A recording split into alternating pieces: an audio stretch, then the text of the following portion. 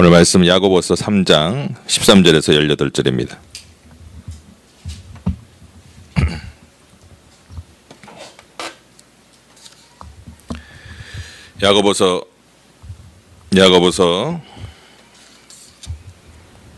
야고보서 3장 13절에서 18절.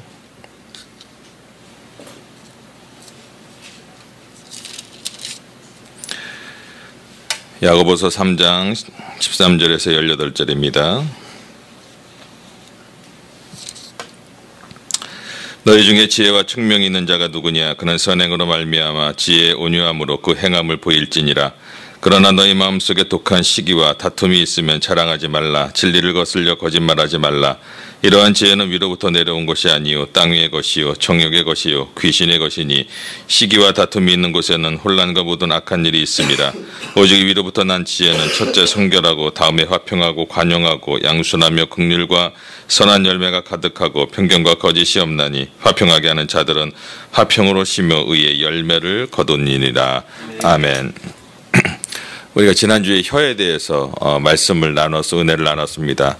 혀를 조심합시다라고 얘기를 했는데 참 혀를 조심한다라는 거, 우리의 마음을 다스리지 않으면 우리의 혀도 다스릴 수가 없는 것 같아요. 우리의 마음을 잘 다스려야 됩니다. 우리의 마음이 세상적인 지혜로 가득 차 있으면 세상의 것이 나올 것이요 하나님의 지혜로 가득 차 있으면 하나님의 것으로 나올 거예요. 그러므로 오늘 야고보서는 세상적인 지혜와 참된 위에서 내려오는 지혜가 무엇인가 라면서 하나님의 지혜를, 하늘에서 내려오는 지혜를 품기를 우리에게 권면하고 있습니다. 아프리카 케냐의 수도 나이비리아의 나이로비에 한 영국 귀족이 살고 있었어요. 이렇게 살면서 기독교인이었는데 주일 되면 늘 가족들과 함께 가족을 데리고 교회를 나가곤 했습니다. 근데 그 집에 하루는 한 소년 한 명을 하우스보이로 채용했어요. 소년은 자기가 맡은 일에 정말 최선을 다하고 열심히 했습니다. 너무나 잘했어요. 그래서 참 기특하다. 그 소년 꼬마애가 너무 열심히 잘하니까 기특하다. 근데 어느 날 이 아이가 3개월째 되는 날 그만두겠다라는 거예요. 그 주인이 깜짝 놀랐어요. 왜 그러냐? 왜 그만두냐? 난 너가 참 좋다. 혹시 돈이 좀 적으면 내가 월급으로 올려줄 테니까 계속 좀 하자. 그랬더니 그 소년이 이렇게 얘기를 합니다. 저는 이 집에 오기 전에 또 결정 못한 일이 있습니다. 제가 기독교를 믿어야 될지 회교를 믿어야 될지 거기에 대해서 고민하고 있었습니다. 그래서 기독교 믿는 집에서 3개월 일해보고 또 회교를 믿는 집에서 3개월 일해보고 기독교를 믿어야 될지 회교를 믿어야 될지 결정하기로 해서 제가 지금 우리 주인님의 집에 오게 된 것입니다. 3개월이 지났으니 이제 저는 이제 회교를 믿는 거기에 가서 3개월 동안 일을 좀 하고 결정할 것입니다. 그러자 그 주인이 어린아이에게 호소하듯 얘야 왜 이렇게 친장 얘기를 그렇게 안 했어? 그 얘기가 뭐죠? 친장 얘기를 했으면 좀 더 잘해줬을 건데 그 얘기잖아. 우리가 좀 잘했을 텐데 지나간 일이 후회해봐야 무슨 소용이 있겠습니까? 이 일화가 우리에게 주는 교훈이 있는데 행함으로 우리의 믿음을 보여줘야 된다는 것입니다. 그 소년이 무엇을 보러 왔겠습니까? 기독교인이 어떻게 사는가? 기독교인은 어떠한 삶을 살고 있는가? 행함이 없는 믿음은 죽은 믿음이다. 우리의 삶은 알게 모르게 다른 사람의 삶에 대한 중차대한 영향을 미치고 있습니다. 특별히 크리스찬은 그렇습니다. 오늘 기록되어 있는 본문의 야고보서의 대주제는요. 행함이 없는 믿음은 죽은 믿음이다. 행함을 굉장히 강조하고 우리의 믿음이 따라가기를 실천하기를 원하고 있는 것입니다. 그렇지 않으면 그 믿음은 거짓된 믿음이다 라고 얘기합니다. 야고보서는 늘 거짓과 참지혜와 참지혜가 아닌 것, 또 참믿음과 또 거짓 믿음 이렇게 분별하고 거짓을 이렇게 대조하면서 얘기하고 있습니다. 오늘은 참 지혜와 거짓 지혜에 대해서 대조하면서 얘기를 하고 있는 것입니다. 거짓된 지혜는 뭐예요? 참 지혜는 자기가 변화되는 것을 말해요. 참 지혜는 변화를 갖고 옵니다. 그러나 거짓된 지혜는 변화 없이 입으로만 떠드는 것이 거짓된 지혜다라는 것입니다. 오늘 말씀을 통해서 나의 삶과 저와 여러분의 삶이 하나님 앞에 잘못된 것이 없는가? 나는 정말 참 지혜로 살고 있는가? 아니면 거짓된 지혜로 내가 묶여 살고 있는가를 한번 분별하는 귀한 은혜의 시간이 되길 되시길 바랍니다. 오늘 첫 번째 보면요. 우린 변화된 삶을 통해서 참 지혜를 보여줘야 된다라고 말합니다. 13절에 보면 너희 중에 지혜와 총명이 있는 자가 누구냐? 그런 선행으로 말미암아 지혜의 온유함으로 그 행함을 보여라. 그러니까 지혜의 온유함으로 행함을 보이라. 그러니까 참된 지혜는 어떤 틀에 사고에 박힌 게 아니라는 거예요. 참된 지혜는 뭐예요? 머리에만 있는 것이 아니라는 거예요. 예수 그리스도를 믿게 되면 반드시 그 사람의 생애에 근본적인 변화가 생기는데 새로운 본성, 옛날에 그 타락하고 추악한 그 옛사람을 벗어버리고 새로운 본성, 하나님이 주시는 그런 본성을 갖게 되면 그 삶은 경건한 삶과 그리고 거룩한 삶을 드러내지 않을 수가 없어요. 그러므로 그리스도인은 참 지혜와 참 지식을, 영적인 지식을 많이 가질수록 그 사람이 변하게 되는 거예요. 야고보가 말하는 지혜는 지적 사고의 틀, 그러니까 머리로만 있는 것이 아니라 그 틀 속에만 있는 것이 아니라 실천에 나가야 된다라고 얘기를 하고 있습니다. 나는 지혜로운 자다. 나는 총명이 있는 자다. 그러면서 이렇게 말로만 하지 말고 그러면 그렇게 네가 삶을 해라는 거예요. 여러분, 나무는 뭘 보고 알죠? 열매를 보아 안다고 그랬죠. 열매가 좋아야, 열매가 좋으면 나무가 어때요? 좋은 거예요. 근데 열매가 이상해. 썩은 것만 이고 무슨 뭐 사과도 뭐 많은 것만 열면 어떻게, 나무가 안 좋은 거예요. 나무가 좋은 건 어때요? 사과가 큼지, 애기 머리통 많은 것도 열리잖아요. 배 같은 것도 모를까 애기 머리통 많은 것도. 본문에서는 두 가지로 우리에게 지혜를 보여라라고 말하고 있는데, 한 가지는 우리의 선행이며 다른 한 가지는 지혜의 온유함입니다. 보니까 지혜의 온유함으로 그 행함을 보여라. 지혜의 온유함으로 행함을 보여라. 지혜로운 사람은 뭐요? 온유한 사람이다. 지혜로 온유함을 보여라. 동화 속의 이야기인데요. 날씨가 굉장히 추웠어요. 여기도 그렇지만 눈이 많이 왔어요. 눈이 많이 와고 나뭇가지가 너무 무거웠어요. 날이 너무 춥다 보니까 또 얼어버렸어요. 그러니까는 지나가던 바람이 너무 안 됐어. 나무가 낑낑거리고 있으니까, 야, 내가 널 좀 도와줘야겠다. 그리고 바람을 그냥 막 불었어요. 바람을 부니까 어떻게 돼요? 그 추운 날에 바람을 부니까 더 얼어버렸어. 더 얼어버려갖고 나뭇가지가 어떻게 돼요? 뚝뚝 부러져 버렸어요. 밤새도록 바람을 불었는데 나무가 다 부러지네요. 도우려고 그랬는데. 그리고 나서 아침에 되니까 해가 뜨니까 해한테 얘기했어요. 해야 좀 난 도와달라. 내가 얘네들 좀 도와주려고 그랬는데 도와주려다 보니까 오히려 더 부러뜨려 버렸다. 그러니까 해가 얘기하는 말이 걱정하지 말아라. 그러면서 해가 따뜻하게 햇볕을 쬐기 시작했어요. 그러니까 눈이 살살 녹는 거예요. 그리고 나서 바람한테 얘기합니다. 내가 너를 따뜻하게 할 테니까 너는 그 따뜻해져서 그 지역을 돌아다녀라. 그러면 눈이 녹을 거야. 그리고 바람을 쐬었어요. 바람이 따뜻해졌어요. 그리고 돌아다니까 어떻게 해요? 눈이 살살살살 녹는 거예요. 그래서 동산이 본래의 제 모습을 찾게 되었다. 이런 동화가 있는데, 여러분, 우리가 살다 보면요, 꽁꽁 얼어붙는 삶이 있어요. 어려워서. 또 아니면은 또 그 어려운 문제 때문에 내 마음이 얼어붙기도 하고, 가정이, 교회가 뭐 여러 가지 직장 생활이 얼어붙을 때가 있어요. 그때 여러분 어떻게 해야 되겠습니까? 바람처럼 그냥 확 불어버려야 될까요? 아니에요. 바람처럼 부를 수는 없어요. 성급하게 해결했다가는 문제도 해결되지 않고 오히려 다른 사람에게 상처만 입힐 수가 있다는 것입니다. 사실 우리는 바람처럼 차가운 존재예요. 우리가 아무리 따뜻하다고 하지만 우리 안에 죄성이 있어요. 그래서 어떻게 해요? 우리가 비록 온유하고 따뜻한 것 같지만 내가 결정적으로 어려운 일이 있거나 나한테 피해가 올 때 막 이런 일이 있을 때는요, 내 안에 그 차가운 면이, 내 안에 그 죄성 때문에 나도 모르게 어떻게 돼요? 안 좋은 말을 하거나 나도 모르게 이렇게 서툰 말을 해갖고 마음을 아프게 하거나 상처 입힐 때가 많다라는 거예요.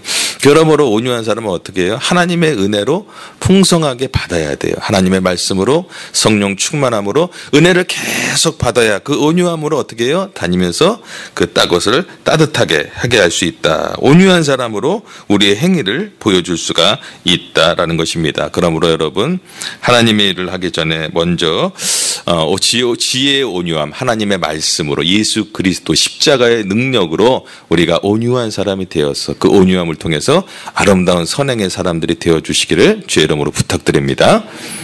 두 번째는 거짓된 지혜의 모습인데요. 14절에 보니까 너희 마음속에 독한 시기와 다툼이 있으면 자랑하지 말라. 진리를 거스려 거짓하지 말라. 우리 안에 시기와 다툼이 있다면 그것은 거짓된 지혜다.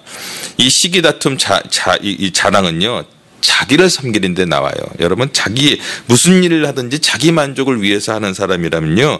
그것은 참될 수 없고 거짓이라는 거예요. 자기를 위해서 하면 시기가 나옵니다. 내가 남을 위해서 한다거나 정말 남을 위해서 하나님을 위해서 하면 시기, 다툼, 자랑이 나올 수가 없어요. 근데 어떻게 해요? 자기를 위해서 할 때는 시기와 다툼과 자랑이 나오게 되어 있어요.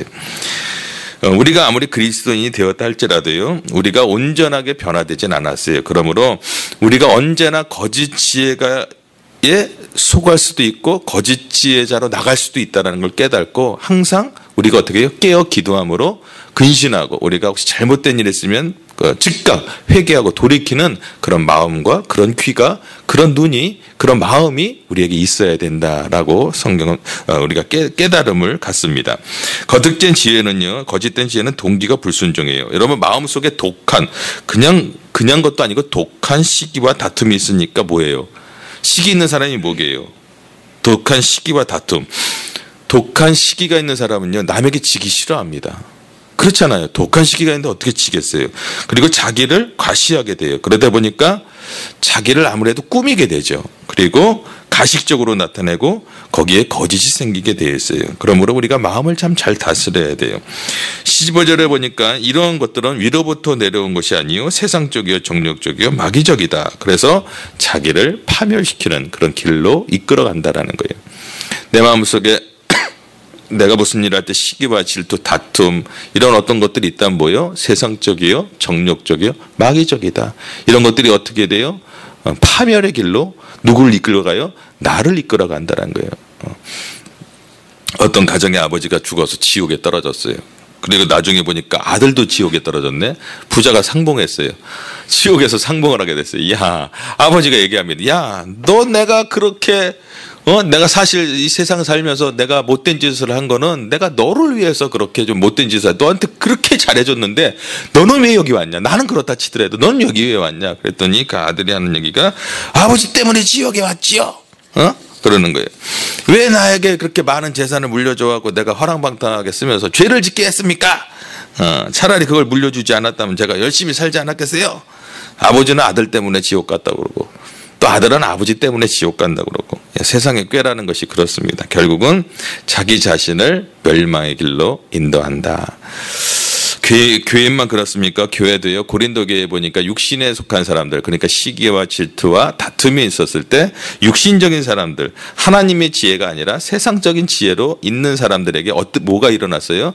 반드시 여러분 교회가 분열이 있고 다툼이 있고 싸움이 있으면요. 거기에 육신적인 사람들이 있다. 육신의 지혜를 갖고 사는 사람들이 있기 때문에 다툼과 분열과 싸움이 일어난다. 우리는 이것을 깨달아야 돼요. 그래서 교회 안에 뭔가 다툼이 있다. 뭐 이랬다. 그러면 어떻게 해요? 이건 지금 하나님이 위에서 내려온 지혜가 아니라 어디서 와요? 세상에서 오는 지혜구나 딱 생각하고 그럴 때 어떻게 해야 돼요? 서로가 기도해야 되는 거예요. 교회를 위해서 기도하고 나를 위해서 기도하고 그리고 이웃을 위해 내 성도를 위해 또 내 주위에 있는 분들을 위해서 우리 기도해야 됩니다. 그럴 때 다 나오셔서 기도함으로 기도하다 보면 어떻게 돼요? 하나님의 지혜가 내려와요. 기도하다 보면 성령님이 내 마음을 주장해 주세요. 그러므로 세상적인 것들을 다 이렇게 분별하게 하시고 하나님의 것으로 인도해 주실 줄 믿습니다. 아멘. 그러므로 여러분이 품고 있는 생각 여러분이 결정하고 행동하는 것들이 세상 지혜가 아니라 참된 하늘의 지혜에서 있기를 간절히 바라면서 그런 지혜가 있으려면 늘 깨어 기도하고 말씀으로 풍성하고 충만한 저와 여러분의 삶이 되기를 주의 이름으로 축원합니다. 마지막으로 우리가 추구해야 될 참지혜는요. 17절에 보니까 위로부터 났다. 첫째 뭐 성결하고 화평하고 관용하고 양순하고 그런데 성결하고 동기가 참 순수해요. 거짓 지혜는 뭐라고요? 시기와 질투, 다툼에서 시작된다고 그랬는데 참지혜는 성결하고 동기가 깨끗해요. 참지혜는요. 내가 어떻게 하면 하나님을 기뻐하게 할까? 어떻게 하면 하나님께 영광을 돌릴까? 어떻게 하면 하나님을 더 사랑할까? 동기가 순수하니까 자기를 나타낼 필요가 있을까요? 없을까요? 없어요. 동기가 순수해요. 그냥 하나님만을 섬기고 싶어요. 하나님만을 더 사랑하고 싶고 자랑할 필요가 없잖아요. 그러니까 거짓으로 꾸밀 필요도 없다라는 거예요. 참 지혜에 대해서 7가지로 나오는데 성결. 위로부터 온 지혜를 얻고 있는 사람은요 참 성결해요. 깨끗하게 살아요. 악한 꾀를 거절하고 죄인의 자리에 앉기 싫어하고 마음속에 음란한 생각, 욕심이 생겨도 성결한 사람은 그것 때문에 괴로워요. 내가 죄를 짓게 되면 괴로워요. 이 성결하지 않은 사람은 아무리 죄를 져도 괴로움이 없어요. 그렇죠?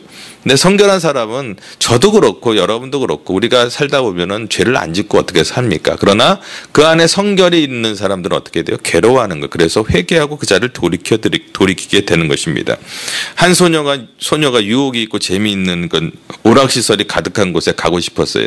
친구가 가자고 그래서 알아서 내가 갈게. 그러고 엄마한테 이제 이렇게 허락을 받으려고 했어요. 엄마가 근데 이렇게 음식을 준비하고 있었어요. 그러니까 엄마가 샐러드를 잘 준비하고 있는 요리를 하고 있는데 엄마한테 엄마 나 친구 누구누구랑 어디 거기 좀 오락하는데 거기 좀 갔다 올게요. 근데 내 친구들이 다녀왔는데 별 문제가 없대요. 그러니까 엄마가 음식을 하다가 쓰레기통에 있는 거를 주워다가 그 샐러드에 집어넣고 푹 이렇게 하는 거니까 엄마 왜 그러는 거예요 도대체? 그랬더니 엄마가 얘기하기를 내 사랑하는 딸아 마음의 쓰레기가 딸의 마음에 쓰레기가 들어가는 판국에 위장 속에 쓰레기가 들어간들 뭐가 나쁘냐? 네 위장 속에 이런 것이 들어가면 안 되겠지? 네 마음 속에 네 쓰레기 같은 것이 들어가면 되겠니? 딸이 어떻게 돼요? 깨달은 거예요. 그래 엄마 말대로 그거 가면 안 되겠구나. 쓰레기 같은 데 가서 쓰레기 같은 것을 담아오면 안 되겠구나 라고 깨달았어요. 오늘 많은 사람들이 깨끗한 것, 음식은 깨끗하고 옷도 깨끗하고 환경은 깨끗한 거 좋아하면서 그 마음속에 쓰레기 같은 마음들을 너무나 많이 담아놓고 살아가는 게 우리의 인생들이 아닌가 한번 생각을 돌아봅니다. 그러니까 어떻게 해요? 쓰레기 같은 것이 있으면 어때요? 그 안에 아름다운 냄새가 날까요? 어떤 냄새가 날까요? 안 좋은 냄새가 나요. 그리스도의 향기가 나타나지 않는 거예요. 정말 이 이민사회에서도 참 교회 많잖아요. 그 새로 오신 그 우리 저 여집사님이 그러시더라고요. 목사님, 토론토에 이렇게 교회가 많은 줄 몰랐습니다. 그러네. 교회가 좀 엄청나게 많은 거. 교회 많습니다. 교회가 많다는 건 뭐예요? 크리스찬들이 그만큼 많다라는 거예요. 그럼 이 사회가 이 한인 사회가 어떻게 돼야 돼요? 참 좋아야 돼요. 본이 돼야 돼요. 덕이 돼야 돼요. 참 좋아야 돼요. 그런데 그렇지 못하는 것들이 우리의 현실 아니겠습니까? 그러면서 우리 모두 마음속에 쓰레기를 들어가지 않고 장미꽃 같은 하나님의 은혜와 말씀, 하나님의 지혜로 가득 채워서 정 성결케 되는 저와 여러분의 삶이 되기를 주의 이름으로 축원합니다. 그럼 화평하라란 말인데 여러분 마귀가 들어가면 분쟁하게 되어 있습니다. 미국에 한 교회가 있는데요.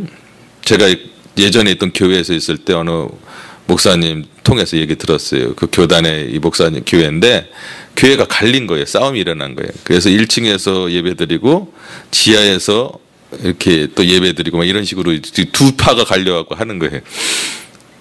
한 층에서 막 찬양하면 여기서 막 통성을 기도하고 막 여기서 설교하면 여기서 막 통성이 이 예배가 되겠어. 이 교회가 막 쪼개지는 거지. 마귀들의 소굴이 되어버렸어요.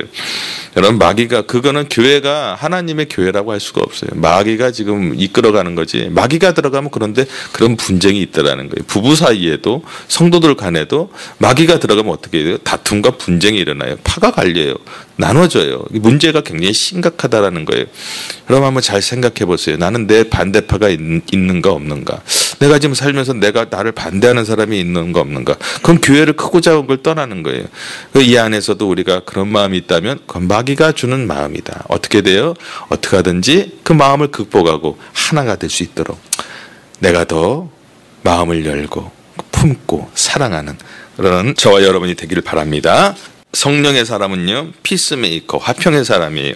예수님께서 이 땅에 오셨을 때 어떻게 됐어요? 누가복음 2장에 보면 지극히 높은 곳에서는 하나님께 영광이요 땅에서는 기뻐하심을 입은 사람들 중에 평화로다. 우리 예수님은 평화를 주러 오셨어요. 고린도전서 14장에 보니까 하나님은 어지러움의 하나님이 아니시오 오직 화평의 하나님이시라. 고린도후서 5장에 보니까 우리는 화목하게 하는 지책을 주셨으니 라고 말합니다. 여러분 한번 따라하겠습니다. 나는 화목하게 하는 직책을 받았습니다.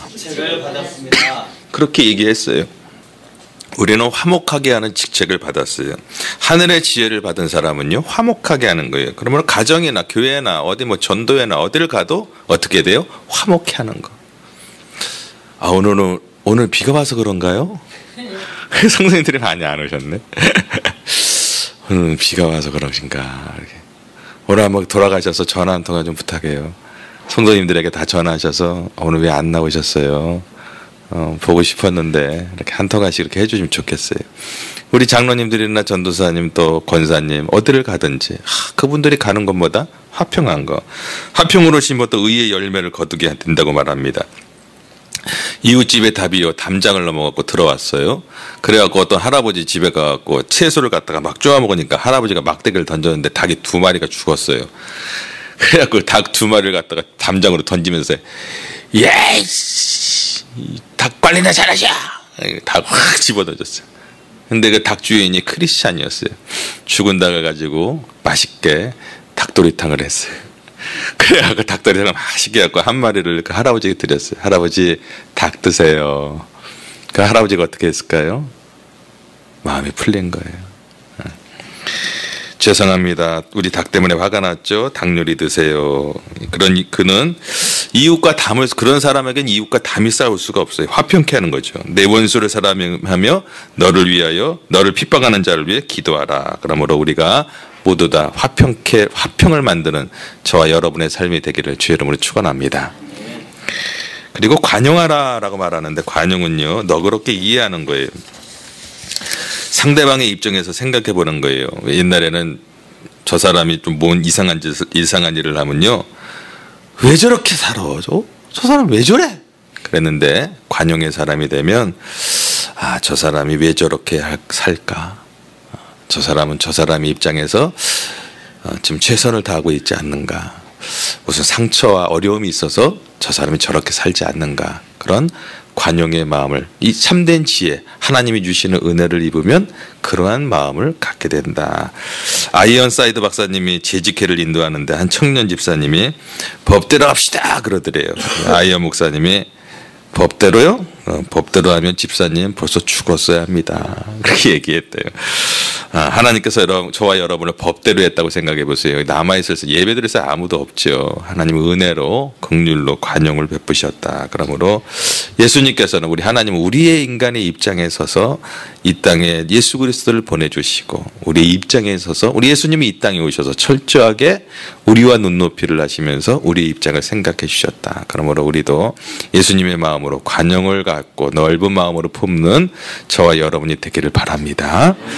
마지막은 양순하며 유순하고 온순하다는 뜻이죠. 참 양순하다 그런 사람 있잖아요.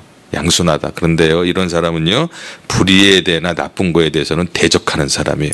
불의하고 안 좋은 걸 보면서도 양순하다. 그건 양순이 아니에요. 그죠? 불의는 대적해야 돼요. 교회에 이단이 왔거나 교회에 문제를 일으킨다. 어떻게 돼요? 양순한 사람도 그건 대적해야 되는 거예요. 이단들이 오면 대적해야 되는 거예요.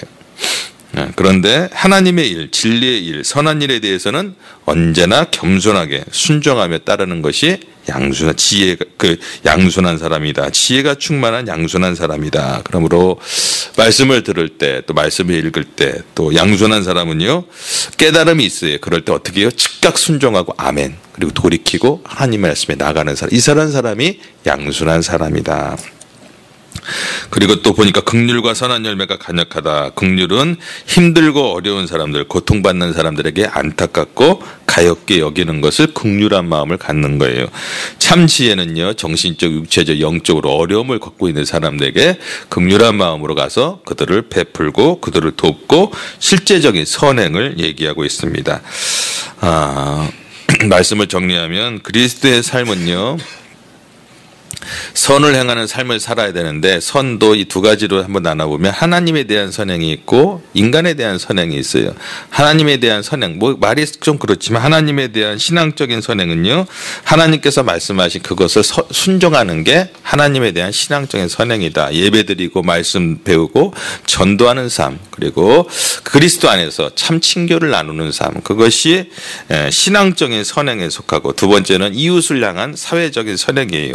어려운 사람을 돕는 일, 외로운 사람을 돌보는 일, 고아를 돕는 일, 무지한 사람을 글을 가리키는 일, 뭐 환자를 위문하는 거, 낭망한 사람을 가서 돕는 거, 그리고 뭐 타락한 자들을 재회심시키는 거, 이 모든 것들이 이 사회적인 선행이다라고 얘기할 수가 있습니다.